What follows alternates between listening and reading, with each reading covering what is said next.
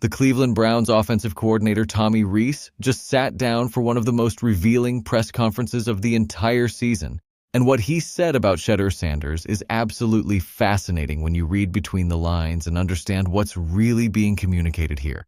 On the surface, Rees delivered all the standard coaching platitudes about building confidence, tailoring the game plan to the quarterback's strengths, and focusing on process over results.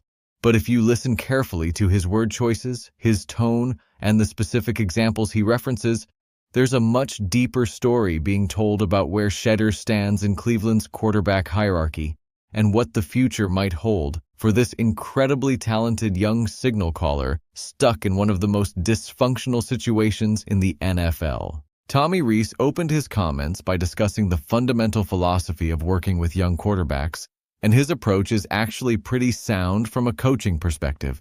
He emphasized that with any quarterback, but especially with young players like Dillon Gabriel and Shedeur Sanders, the primary objective is making them feel as comfortable as possible.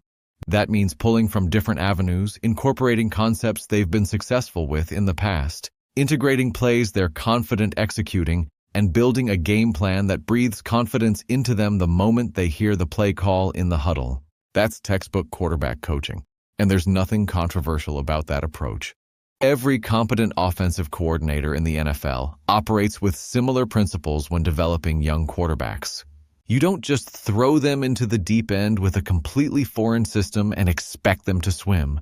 You give them familiar concepts, build on their existing foundation, and gradually expand their responsibilities as their comfort level and mastery increases over time. But here's where things start getting interesting. When asked specifically about what realistic expectations should be for Shedeur after getting a full week of first-team practice reps, Rees was notably careful not to commit to anything concrete or set any benchmarks for performance. He said, and this is important, that they don't try to put expectations on guys, especially young players. Instead, the focus is on process, on pouring everything into making sure Shedeur feels comfortable and confident heading into Sunday. Now, on one level, that's smart coaching. You don't want to put unnecessary pressure on a young quarterback by publicly setting performance expectations he might not meet. But there's also something revealing in how carefully Rees avoided making any commitments about what Shedeur's role might look like moving forward, or what level of performance would constitute success. It feels like he's already hedging, already building in excuses and off-ramps for why Shedeur might not play well or why they might make a change back to Dillon Gabriel regardless of how Shedeur performs. When the conversation shifted to Shedeur's debut performance against the Ravens, Tommy Rees was actually pretty complimentary, which is notable given how the coaching staff has generally treated the situation. Rees acknowledged that it's a hard position to be thrown into as a backup quarterback, but he praised how Shedeur fought, stayed resilient, and kept the Browns in position to potentially win the game right down to the final plays. He specifically highlighted that second-to-last play where Shedeur took a shot downfield, noting that the young quarterback has a clear skill set throwing the ball deep and genuinely likes taking those shots. This is where you start seeing glimpses of what makes Shedeur special as a quarterback prospect. He's not content to just manage games, check the ball down, and play it safe. He has the arm talent, the confidence, and the competitive fire to attack defenses vertically and create explosive plays downfield. That's exactly what struggling offenses need, someone who can change the game with one throw and force defenses to respect the entire field rather than just sitting on underneath routes. Rees acknowledged this openly, saying they're going to tailor the game plan to what Shedeur is comfortable with and what he excels at. He mentioned that they're always looking for chunk plays to get drives going and put the offense in position to succeed, and Shedeur's ability to deliver those chunk plays fits perfectly with that philosophy. The offensive coordinator even expressed confidence that when Shedeur puts the ball in the air on those deep shots, their receivers are going to make plays, specifically referencing the throw to David Njoku that nearly won the game. But here's what's so frustrating about this entire situation. If Tommy Rees genuinely believes all of this, if he truly sees Shedeur's ability to create explosive plays and attack defenses vertically as a valuable asset, Why isn't the young quarterback getting consistent opportunities to develop that skill set? Why is the coaching staff still seemingly committed to Dillon Gabriel, despite Shedeur demonstrating superior arm talent and playmaking ability in his limited opportunities? The answer becomes clearer when you listen to how Rees discusses the challenges Shedeur faced in his debut. He talked about how the Ravens' defense shifted their approach once Shedeur entered the game, bringing significantly more pressure and blitzes designed to overwhelm a young quarterback making his first NFL start. Rees acknowledged that there are schematic adjustments they can make to combat that pressure, things like changing the launch point, using max protection, and getting into the right checks at the line of scrimmage. But here's the critical part. Rees also noted that some of the protection breakdowns were due to technical execution issues and not being in the right checks. In other words, it wasn't just Shedeur struggling to handle the pressure. The offensive line wasn't executing their assignments properly, the protection schemes weren't being communicated effectively, and the entire unit around him was breaking down. Yet somehow, the young quarterback who's getting thrown into that chaos with minimal preparation is the one being evaluated and potentially judged as not ready. One of the reporters asked a particularly pointed question about whether Shedeur's tendency to drift backward when pressure comes is something that will improve with more reps and comfort level. This is actually a common issue for young quarterbacks who don't yet trust their protection or feel comfortable in the pocket. Rees acknowledged this directly, noting that as Shedeur got more comfortable during the game, his footwork improved, and he did a better job staying in the pocket and delivering accurate throws. The offensive coordinator specifically highlighted the 2-minute drive where Shedeur stood tall in the pocket, knew what he wanted, and delivered a perfect ball to get the drive going. That's exactly what you want to see from a developing quarterback: the ability to settle in, trust the system, and execute under pressure. But Rees also made it clear that the coaching staff has a responsibility to make Shedeur feel that trust and confidence by executing their protection schemes properly and putting him in position to succeed. This is where the organizational dysfunction in Cleveland becomes absolutely glaring. Shedeur Sanders is being asked to succeed with an offensive line that isn't executing properly, receivers who are dropping catchable balls, a game plan that changes dramatically depending on which quarterback is under center, and a coaching staff that seems hesitant to fully commit to his development. That's not a recipe for success for any quarterback, let alone a young player making his NFL debut in a hostile road environment against one of the league's best defenses. Perhaps the most revealing moment in the entire press conference came when a reporter asked Tommy Rees point-blank whether, in a perfect world, he would still like to see more of Dillon Gabriel going forward. This was essentially asking the offensive coordinator to declare his preferred quarterback, and Rees's answer was incredibly telling in what it revealed about the organizational dynamics at play. Rees talked about wanting to focus on the process of improvement, and noted that Dillon Gabriel has areas he wants to improve on. He mentioned that Gabriel was 7 for 10 when he left the game, and that trajectory-wise, Dillon was playing the right way and giving the offense a chance to have success. Then, Rees made it clear that they're going to continue staying with that process and focusing on getting all these guys better each and every day. Read between those lines carefully. Tommy Rees essentially said that despite Shedeur's performance, despite the obvious talent advantage, despite the playmaking ability on display, the coaching staff's preference is still to continue developing Dillon Gabriel as the primary quarterback. That's not about who gives them the best chance to win right now. That's about organizational politics, sunk cost fallacy, and coaching staff refusing to admit they might have been wrong about their initial evaluation. The entire press conference revealed a coaching staff that's trapped between what they see with their own eyes, Shedeur Sanders making plays and keeping them competitive in games, and what they're organizationally committed to, continuing to develop Dillon Gabriel as their preferred option. Tommy Rees is clearly impressed by certain aspects of Shedeur's game, particularly his arm talent and willingness to attack downfield.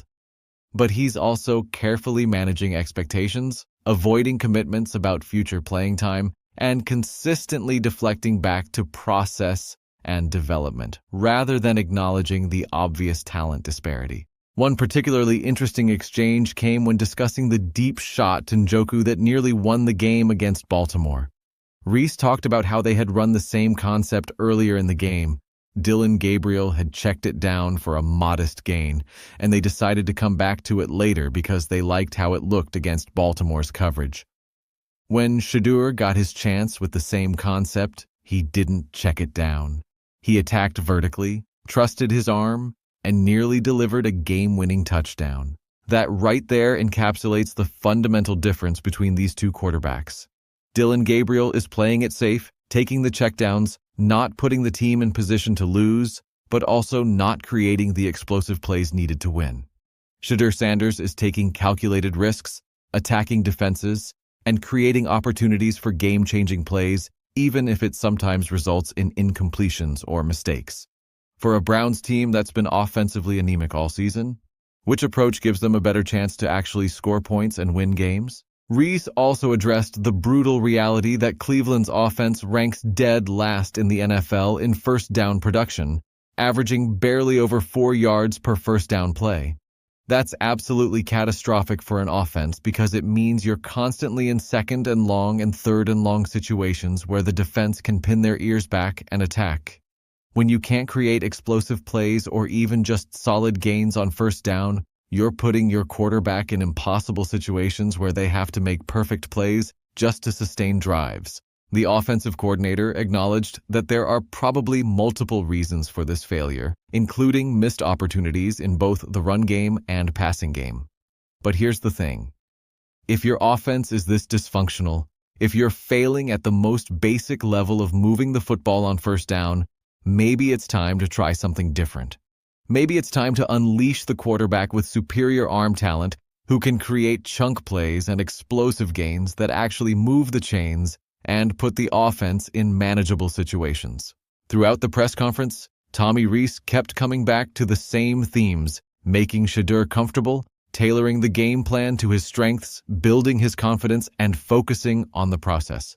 Those are all important elements of quarterback development, but they also feel like stalling tactics, ways to avoid making a definitive commitment about the future of the position while maintaining organizational flexibility to pivot back to Dillon Gabriel whenever they want. The most frustrating part for anyone watching this situation from the outside is that Shedeur Sanders has done absolutely everything asked of him. He stepped into an impossible situation against one of the league's best defenses with minimal preparation and kept his team competitive. He made big-time throws under pressure. He showed poise and resilience. He demonstrated the exact playmaking ability this offense desperately needs. And the reward for all of that? Continued uncertainty about his role, careful management of expectations, and coaching staff comments that strongly suggest they're looking for reasons to go back to Dillon Gabriel rather than reasons to stick with the better quarterback. The comment section reaction to all of this has been overwhelmingly in support of Shedeur, with fans recognizing that he's being set up to fail in Cleveland. The lack of chemistry with his receivers, the offensive line breakdowns, the refusal to fully commit to his development, all of it adds up to an organizational environment that's toxic for a young quarterback trying to establish himself. Multiple commenters have noted that Shedeur needs to get out of Cleveland as soon as possible, and it's hard to argue with that assessment given how the Browns have handled this entire situation. The reality is that Shedeur Sanders has already proven he's the better quarterback compared to Dillon Gabriel. He's shown superior arm talent, better decision-making in crucial moments, more poise under pressure, and the ability to create explosive plays that actually give the offense a chance to succeed. Yet the Browns' coaching staff remains stubbornly committed to Gabriel, hiding behind vague references to process and development, rather than acknowledging the obvious truth that Shedeur gives them the best chance to win football games. What makes this even more maddening is that Tommy Rees clearly sees Shedeur's talent. He referenced multiple examples of impressive throws and smart decisions. He praised the young quarterback's resilience and competitive fire. He acknowledged that Shedeur's ability to attack vertically is exactly what the offense needs. But institutional inertia, organizational politics, and ego-driven decision-making are preventing the Browns from doing what's obviously in their best interest, making Shedeur Sanders the unquestioned starter and building the offense around his unique skill set. The Browns are wasting a golden opportunity to develop a franchise quarterback, and it's painful to watch for anyone who appreciates talent and wants to see young players given fair opportunities to succeed. Shedeur Sanders deserves better than being stuck in Cleveland's dysfunctional organization where coaching staff seems more interested in being proven right about their initial evaluation than in putting the best players on the field. If you're as frustrated by Cleveland's handling of Shedeur Sanders as we are, smash that like button right now. This young man is being done dirty by an organization that refuses to acknowledge what's right in front of their faces. Drop a comment below and let us know what you think about Tommy Rees's comments and whether you believe Shedeur will actually get a fair shot to compete for the starting job. And if you're not already subscribed to this channel, hit that subscribe button and turn on notifications because we're going to keep following this story and calling out the Browns for their continued mismanagement of their quarterback situation. Shedeur Sanders is a future star in this league, and Cleveland's loss is going to be some other team's gain when this talented young quarterback finally gets the opportunity he deserves. Until next time, shake off the haters and keep it real. Peace.